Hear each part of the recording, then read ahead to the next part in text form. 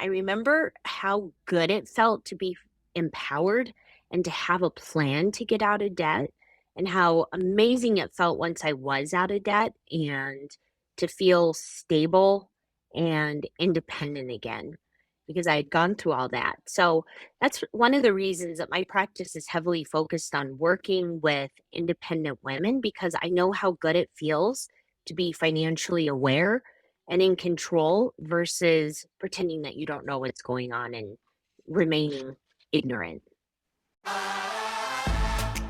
Welcome to Small Acts of Rebellion, a podcast where the unspoken narratives at the intersection of our personal and professional lives come to light. I'm your host, Heather Pridemore, your guide on this journey of discovery and defiance. Join me as we uncover the rebellious spirit that shapes our careers and lives. It's time to own your story. Are you ready? Today's guest is Michelle Francis, the owner of Life Story Financial, a financial planning firm that helps clients create a plan to remove the overwhelm from their financial life. She's especially passionate about empowering women with their money. She offers financial planning, retirement planning, and investments locally in Metro Denver and virtually across the U.S. She just released an ebook series called Empower 40, Mastering Your Money Story in Your 40s, for women in midlife who want to get their finances on track, support themselves financially, and empower themselves to reach their goals. Welcome to the show, Michelle. Thanks, Heather. I'm so happy to be here. So, Michelle and I share a group. We're both part of this group called She Leads. And it's sort of funny that we just came around the discussion of having her on the show because so much of Small Acts of Rebellion is about going against the status quo. And I think when you think about money, you're also kind of sometimes going against the status quo in ways that maybe are counterintuitive. And so I am excited to have Michelle here because we get to talk a bit about some money stuff. And I mean, what could be more impactful to our personal and our professional lives? So really excited to have this discussion today, Michelle. I am too. It's something I'm passionate about, so I look forward to it. I know, I just can't believe it took us this long to have this discussion.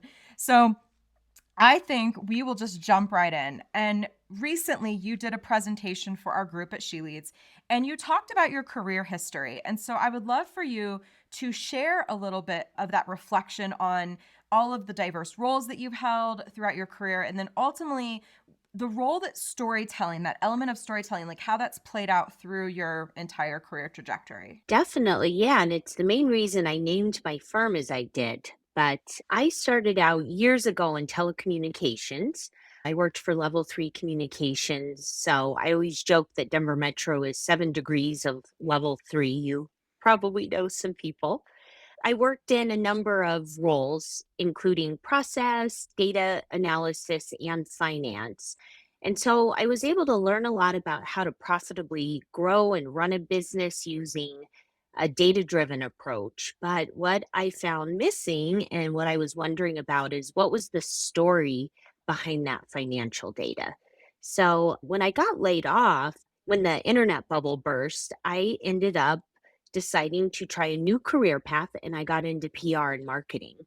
After I worked in PR and marketing for a few years, I ended up launching my own PR firm that I successfully ran for almost 10 years. So obviously, I was getting to hear all about my clients' business stories. But what I found was missing there is I wasn't understanding fully what their life story was and what led them to where they were.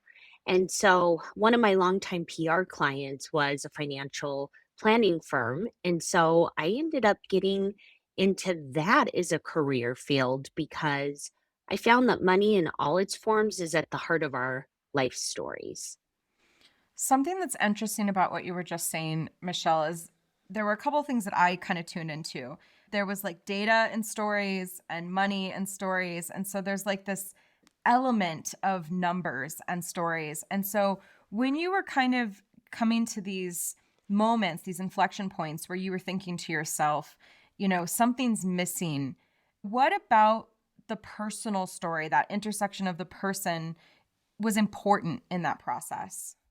I think one of the reasons that financial planning just makes so much sense to me is because our money stories are actually based on our past and what we learned and heard or didn't learn and didn't hear about money in our growing up years.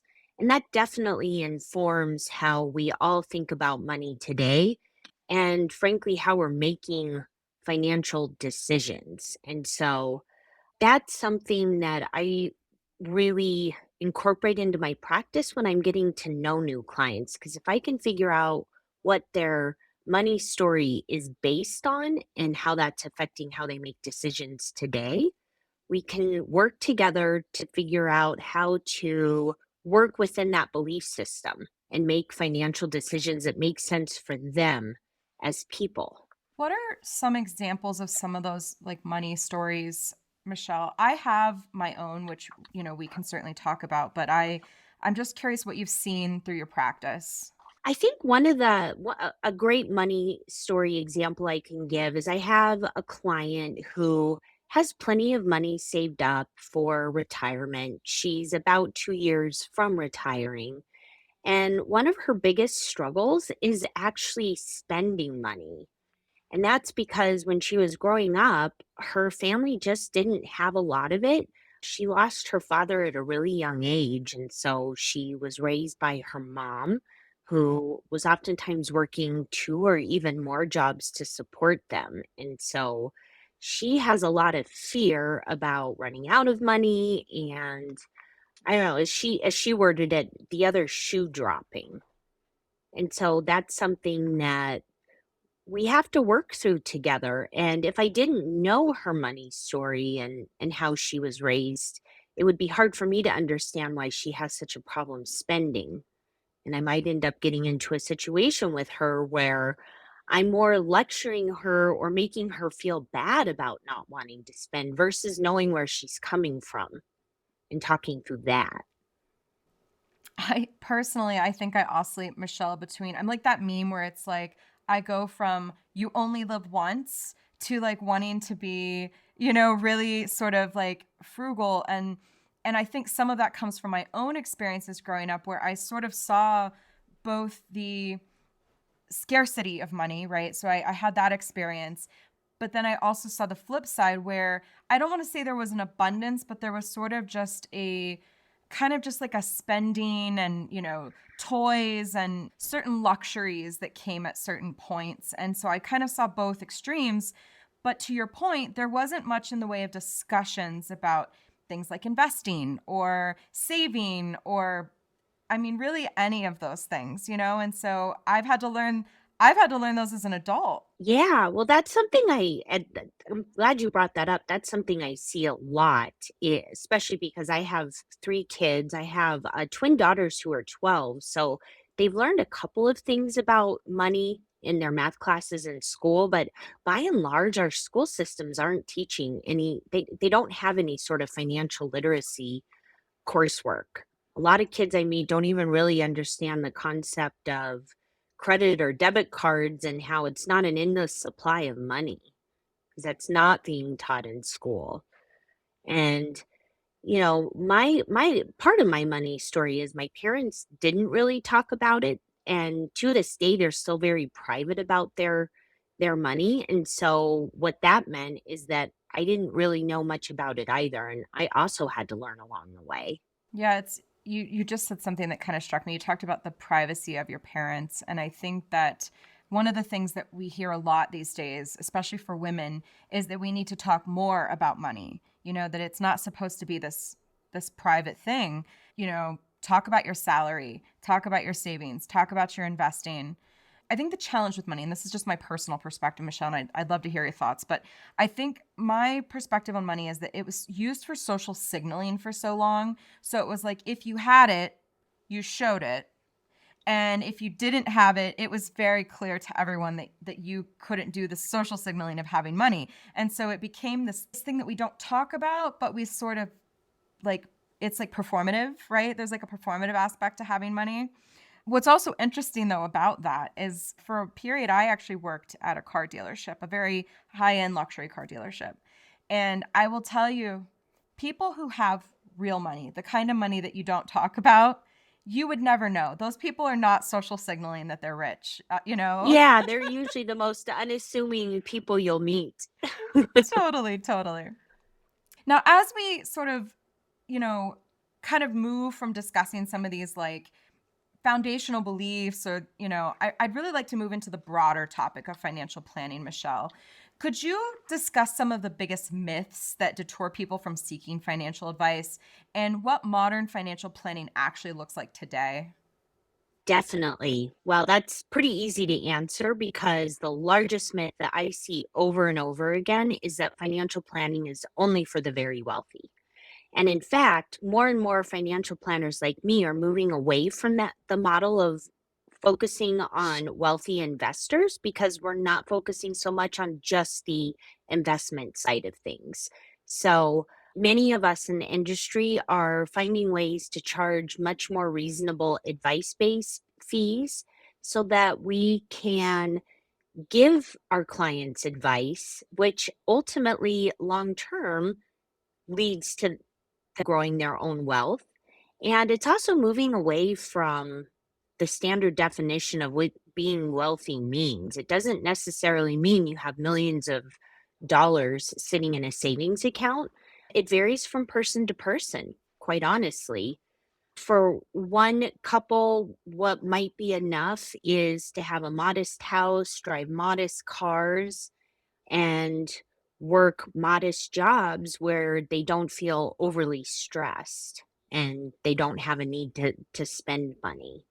So that's one of the things that I spend a lot of time with clients identifying is what is being wealthy? What does that mean to you? For another client it might mean we're going to live modestly now because we want to retire at a younger age and enjoy life. So um it's just figuring out what's important to you and then how to make your financial resources meet that need. So that's a big myth. I think another myth is that the only way to improve your financial life is to make big, huge, sweeping changes. So, something that I'll hear from clients initially quite a bit are things like if only I could max out my 401k, I could stop working when I want. Or if only I was completely debt free, I'd be able to leave my crummy job to do work that I actually want to be doing. And instead, what's important to know is that it's almost better to make small but incremental changes and then stick to them to make a change. So, a couple, simple examples like increasing your 401k contribution by 1 or 2% consistently year over year, or creating a savings plan so that you can leave your job to start a business and knowing what those steps are. And then the other part of your question was what modern financial planning is like. So for me, it's all about helping my clients implement these small acts of rebellion, if you will, so that they feel more in control of their money. They feel empowered when they see how these small changes can really add up over time.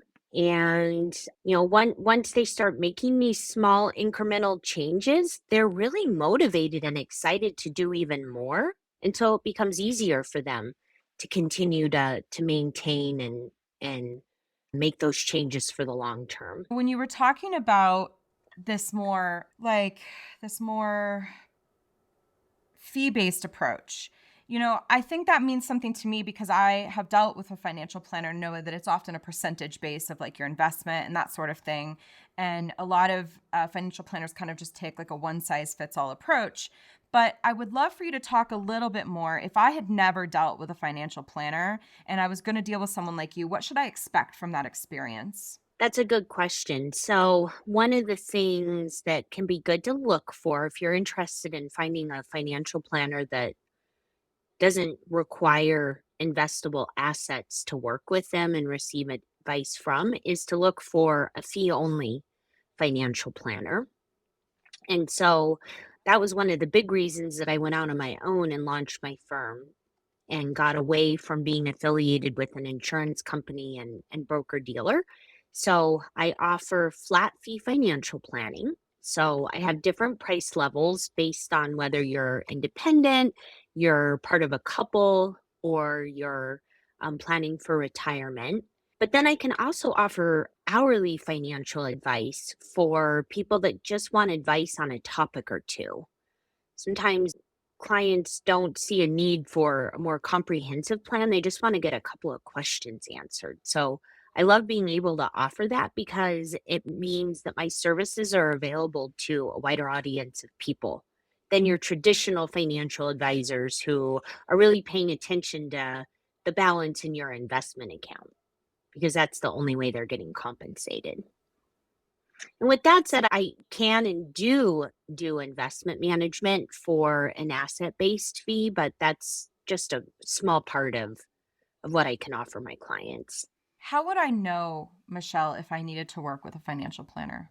So, what I find the reasons I find people most often come to me is when their finances are starting to feel a little overwhelming, or when you're feeling a little bit stuck about making a financial decision. And I always like to say that not making a financial decision in and of itself is a decision. So, most often, that's the reason that clients come to me. There's other times too that are more obvious, like when somebody's pretty close to retirement, they might want to find somebody. But the lesser known but equally important reason is that you're just feeling overwhelmed about your money and have a sneaking suspicion that you should be doing more, but you're not quite sure what that is. So, kind of looking back at my own history, Michelle, my first exposure, let's just say, to some form of financial planning was a 401k, right? I had a job that offered 401k as an option. And then later, I worked at a company that offered stocks as part of my compensation package. And so it was sort of through the introduction of those elements that I started to get a little bit more savvy on finances. But now in the realm of social media, there's so many, let's just call them influencers, who are putting a lot of content out online. And I have to say, just based on my own knowledge base, some of it's not always the most accurate. And so, do you have any advice for people who might be, seeing some of this content and it is making them curious and interested in finances, but, they might not be getting their information from the most reliable source? Yeah, that's really important to be aware of. So, one of the recommendations I make, so if you find yourself attracted to somebody and the advice that they're broadcasting on social media, do a little research on their background and their education. If they are a registered and licensed financial professional like myself, we're required to be registered with either FINRA or the SEC. So, those are two federal organizations that are responsible for regulating the financial industry. And we actually have to include all of that information on our websites in a form called Form ADV. ADV just stands for advisor. And so that has all the information about how somebody is licensed, who they're, which organizations they're registered with, whether or not they have any complaints filed against them, and what their background and education is. And then something else that I recommend doing is finding websites where you can do some fact checking. So for instance, if you're hearing a lot about some sort of a tax strategy, go to the IRS's website and double check the information that you're hearing. Or if it's investment related advice, maybe go to the SEC's website and double check that information. I will say too, for those who don't follow the IRS on Instagram, they actually have a very funny and like entertaining Instagram. So whoever is monitoring and managing the They IRS do. account doing a good Yes. job. I know. I've noticed that. They probably are working with a PR and marketing firm that's helping with that.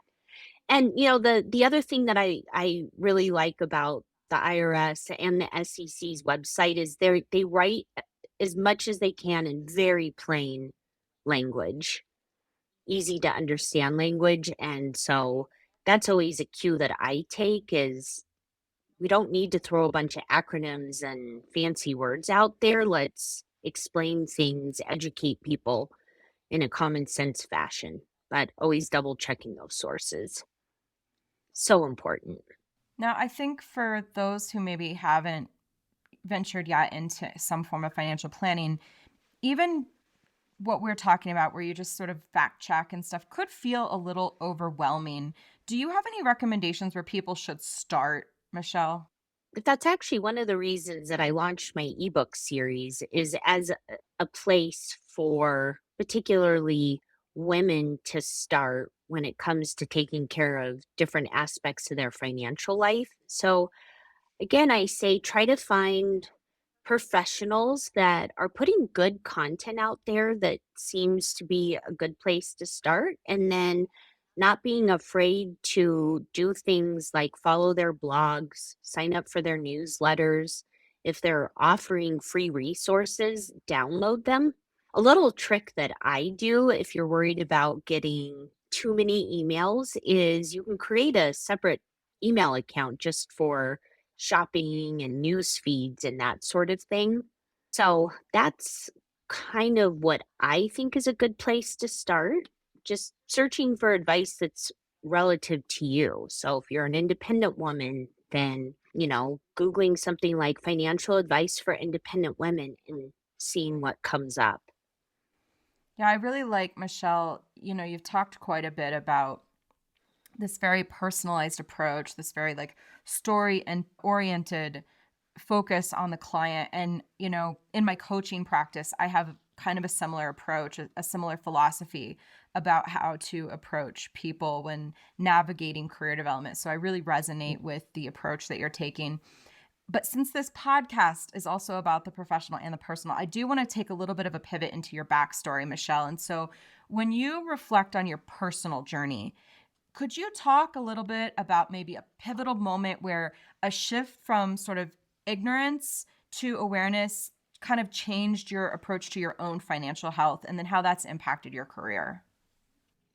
Definitely. So I kind of touched on this earlier, but when I was in my early 20s and working in telecommunications, I got laid off during when the internet bubble burst during the same year that I got divorced from my first husband. So I ended up being out of work for a year and a half because jobs were very challenging to find back then. So as you can just imagine, I got pretty deeply into credit card debt, almost lost my townhome. I ended up having to get a couple of roommates to help me pay the mortgage. So, for several years, even after I started working, I did a really good job of just ignoring my financial situation and ignoring my mounting credit card debt that I wasn't getting paid off because I was by and large just making minimum payments. So, I finally got to a point where I had no choice but to face up to the fact that I would never catch up unless I did something different. So it was at that point that I started learning all that I could about personal finance and how to get out of debt. And then once you got out of debt, how to prepare a little bit better for the future so that if something like a job loss happened again, I wouldn't have to go through such a hard time. And that was the point at which I became really interested in personal finance. So that was a really big deal, and I remember how good it felt to be empowered and to have a plan to get out of debt, and how amazing it felt once I was out of debt and to feel stable and independent again. And from a financial perspective, that put me in a really good position when I eventually met my second and current husband because I had gone through all that. So that's one of the reasons that my practice is heavily focused on working with independent women because I know how good it feels to be financially aware and in control versus pretending that you don't know what's going on and remaining ignorant.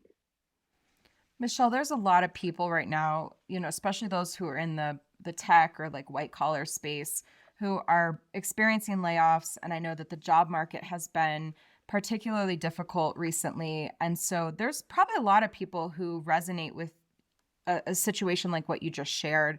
Do you have any advice for people who might find themselves kind of right now in a situation where maybe, they don't have any income, they're having a difficult time finding a job, but they don't want to, you know, completely sort of get lost in the financial shuffle? One thing I would say is take a deep breath and take some time to pause and try not to panic. I think that's something that I've seen because I'm still friends with and know a lot of people from the tech environment is it and having been laid off myself, it's really easy to spiral into panic mode and to think that it's over and that you're going to be faced with certain financial ruin. I don't think that's the case. I think it's more important to take a pause, to do some obvious things like take a hard look at your budget and see what you can either pause, put on hold, or get rid of. Start with something small, like looking at all your monthly memberships that you probably kind of forgot that you have and aren't really using. Thinking about other resources you have. So, savings, checking accounts, even retirement assets. I highly recommend not tapping into those unless you absolutely positively have to, but just remembering that those are there if needed. Something else that I think is very different than back when I got laid off is now we have the gig economy. And so I've known friends who get laid off, and for a short period of time, they'll maybe do food delivery or try out Uber. And what's good about that is it gets you out of the house, it gets you talking to people. So it can take away some of that isolation that you tend to experience when you get laid off. And we also have social media and LinkedIn, and so it's much easier too to stay connected to people and let people know that you're out there and open to new opportunities. So I feel pretty optimistic these days, even when bad news like layoffs happen. And I also recommend just looking at it as an opportunity, thinking about maybe what you liked and also didn't like about the job that you lost so that you can make sure that you're looking for that and avoiding the things you didn't like in your next position. When you were talking earlier about helping people kind of figure out like their lifestyle when it comes to their finances, that's often a conversation too that can come up in a career development conversation. So as people are sort of questioning if they've chosen the right career path, if they're sort of, working in the right industry or the right type of role. And I think often we get caught up in these external markers of success, right? And I myself have experienced it, right? You just climb the corporate ladder and it comes with titles and pay raises, and you could very quickly find yourself in a place that's maybe not in alignment with what you value or what makes you thrive or makes you excited to get up every day and go to work. And I think, when faced in a situation with a layoff, there's the practical side of it, right? Like I have to be able to make sure that I can pay my bills and keep myself financially afloat. But it's also a really good time to assess what it is that you actually need, right? Because you might not need, I don't know, you know, a six-figure job. You might be just fine with a lower like salary if you kind of reassess your situation and make some adjustments. And so, I mean, I guess it could go the other way too. You could realize that you're like, you know what, I really do need a six-figure job because the life I want to lead is different than the one I have now. But I just think it's important, to like you said, to sort of stop and assess, to take that deep breath and to really figure out like, what do I want not just from my career, but what do I want from my finances? Mhm. Right, right. And that's actually a really big part of kind of going back to identifying my clients' stories. Part of what's important about that is that understanding what your story is and what it's telling you forms the foundation of the whole purpose of your money. Part of what I help my clients define, and when I present a financial plan to them, I put at the very top of it in bold letters is their statement of financial purpose. Money is important, and you definitely want to live a life where you're not constantly worried about money. But what is the purpose of your money? Because what is it all worth if you're working your booty, if you're stressed all the time, you're making enough money, if you're not happy with your life? If you can figure out what's important and what your life purpose is, you can more easily think about what your money can do to help you achieve that life purpose. Now I'm thinking back, Michelle, to like my youth and, growing up blue collar, a lot of folks that are in those positions are kind of living paycheck to paycheck. And it's really, making money is very much about survival. For people that are in that situation, do you have any like thoughts about how they might start thinking about financial planning when they're kind of still in a place where, I mean, it's really just it's survival mode? I think that when you're in survival mode, it's that's when it's most important to think about small incremental changes you can make. And that's something that I talk a lot in my network about because I know people that, again, especially younger people that feel like they're just trying to survive and live day to day. But I'll always push them to say, really, are you sure there's not a way that you can save just $25 a month? Maybe you avoid a Starbucks or a fast food run a couple times a month and instead save that money, because $25 today is going to grow into a lot more than $25 tomorrow through the power of compound interest. It's also making small but important changes to your budget. So I never recommend that people do a really crazy, detailed, disciplined approach to budgeting. Instead, I start them by thinking about what would they like to save, and then starting there. And what I find is, again, making those small incremental changes is very motivational and can lead to other changes. The other thing that I found with people that are kind of feeling like they're living paycheck to paycheck and really struggling is, don't be afraid to ask for regular raises. So that's another great way to make a small, inconsistent, incremental change is every year you should be getting a raise, especially if you know that you're bringing a lot of value to your role. And so keeping track of what you're bringing to the table and then presenting that to your manager so that you're consistently getting more money year over year. What I love that's happened since the pandemic is the fact that so much light was shed on underpaid roles that are of critical importance in our society. So we all want to be able to go to restaurants. Well, people that work at restaurants deserve to get paid for that. So I notice that these days, managers kind of know and expect to pay employees more, but they're not going to do it if you're not asking.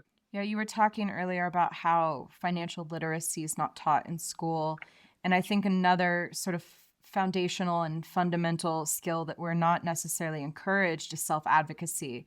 And that asking for a raise and being able to articulate our impact and understand what impact we're having within an organization, those skills are not taught. And I think that it's unfortunate that many of us learn by accident. We sort of stumble upon it and then we're like, "Oh, this is what I was supposed to be doing." And I think financial, planning is very similar to that. Oh, it is. And really, that's why the role of someone like you in career coaches is so critical, because we're not taught that. And, something else I'm really passionate about is just closing the gender pay gap. So in the US, there's still a pretty significant gender pay gap between women and people who identify as women and men in the workplace. And so it's really important that we empower ourselves and aren't afraid to ask for more. That's something that I find with a lot of my female clients is that we're taught to keep everybody happy, to be polite, to not be what can be seen as aggressive, but it's not at all aggressive to advocate for yourself and to get what you deserve and to show that value. Michelle, you were talking briefly about how, women especially were kind of taught to make everyone happy and, we sort of don't really ask a lot for things. Are there other ways similar to that kind of shows up with like finances? So beyond just like pay, are there other places where, maybe women have been taught certain lessons that we kind of are now trying to work to either, you know, rectify or better educate or close the gap? I mean, are there any other financial aspects that you can kind of think of? Oh, definitely. Something that I see again and again is that women aren't really taught about investing. And I think that as women, we're oftentimes taught not to speak up and ask questions when we don't know something because we're worried that we will come off as ignorant or stupid. And that's just not the case. We can't all be expected to know everything about everything. And so not being afraid to ask questions. So a great example of that in the workplace is a lot of people start out in the workforce. You mentioned, you get your first 401k, don't really understand what it is or what's beneficial about this retirement savings plan. All employers do have resources to educate you about your 401k, but not pursuing that and not asking questions. So I see that a lot when it comes to other money topics like investing. Yeah, I will say for those maybe who haven't invested in their 401k, often the thing that I liked about it was basically once I said I was going to allocate a certain amount per paycheck to my 401k, it kind of just disappeared and I didn't really miss it. Of course, right. It's not hitting your checking account. It's not there to spend. Early on, I took probably a relatively ignorant approach to my investment in my 401k. I was like, here's this thing, they match, I'm going to put money in and I'm just going to pretend like it doesn't exist. And at the time, I wasn't very well educated on how it worked or what I should be doing with it. And so it was a little bit like a set it and forget it. And while I think I could have been more savvy, I do think that's at least a place to start, you know? Oh, absolutely. Well, and guess what? That was a small act of rebellion, not really understanding it, but going, well, this employer match, I guess that's free money. So I should probably contribute at least enough to get the employer match.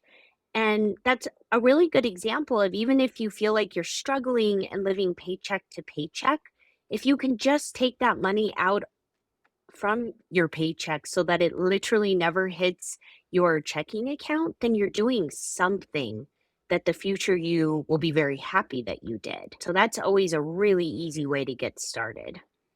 Before we close out the show, Michelle, I am curious, in all of your life experience, both career and then also financial, I mean, if there was like one lesson that you were going to shout from the rooftops, you know, like what's that personal one for you? Not just necessarily the lesson you see from your clients, but the one that you like learned maybe the hard way for yourself.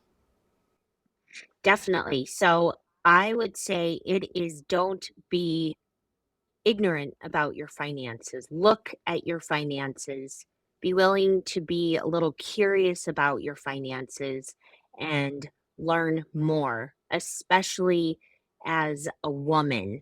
And I think that's even is really important for men and women, but especially for women, just because we tend to be the ones that will either take a step back from our career or maybe we'll go part time when we have to take care of kids or other family members. I see this a lot in the sandwich generation. Just it's so important to make sure that you are doing things like looking at your checking account each month, looking at your investments each quarter, understanding your employer benefits, understanding your partner's employer benefits and the financial effects. So it's making sure that you are not being ignorant and that you're not ignoring your money, even if it feels really overwhelming, or you feel kind of bad because you feel like you've made mistakes. It's easier to overcome past mistakes by facing them and figuring out a plan to move beyond them than to just continue to ignore them and have them weigh on you. Yeah, I think there's sometimes this misnomer too that these things all come from a place of privilege. And I think that comes from the fact that, like, for those of us who maybe grew up in an environment where these were not things that were discussed or managed or explored, we assume that you have to get to a certain place in life to know about these things. And so that's where the privilege element comes in.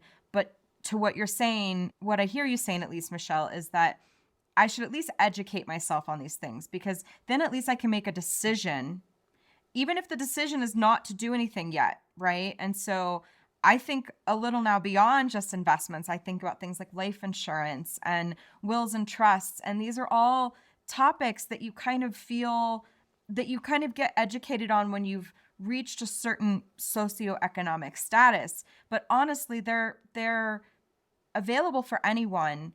And at minimum, people probably should at least educate themselves. Yeah, definitely. Educate themselves and then think about ways that they can make small little changes just to get it going and then to feel that sense of doing something that can lead to empowerment longer term. Well, we are coming to the end of the show, Michelle, and I love to wrap every episode by asking, if someone said, "This episode was too long, I did not listen," what is the one thing that you'd want them to take away from this conversation? Don't be afraid to look at your money. Go ahead and log into your bank account. If you have an investment account, go ahead and log in and take a look and see what questions you have and what you might want to research and learn more about. There's lots of people like me that have free resources online that are available for that very purpose. Excellent. And we'll share some of those free resources in the show notes. So thank you, Michelle, for being on the show. This was such an excellent episode, and I'm sure everyone will get a lot out of it. Of course, thank you for inviting me, Heather.